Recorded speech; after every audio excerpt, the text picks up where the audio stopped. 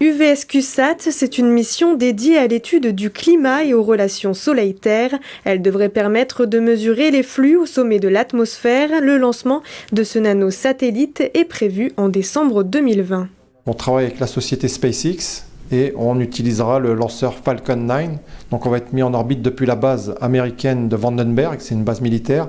À peine plus grand qu'un Rubik's Cube, il contient une dizaine de cartes électroniques. Ce satellite est équipé de plusieurs petits capteurs miniaturisés.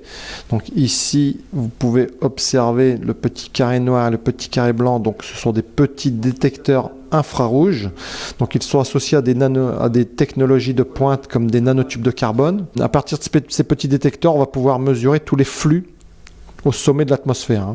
Le nanosatellite est entré en phase de test. Les essais fonctionnels sont terminés désormais. On entre en essai d'environnement, donc on doit valider que notre satellite ne va pas être cassé durant les vibrations, pendant le lancement évidemment. Donc on a des essais de vibration. Ensuite on va devoir faire des essais de température. C'est pour vérifier que notre satellite va tenir à l'environnement thermique en orbite. Il faut savoir que dans l'espace, la température est de 4 Kelvin. C'est-à-dire moins 269 degrés Celsius. Objectif, réaliser tous les essais à Guyancourt, notamment des tests thermiques qui vont recréer l'environnement spatial.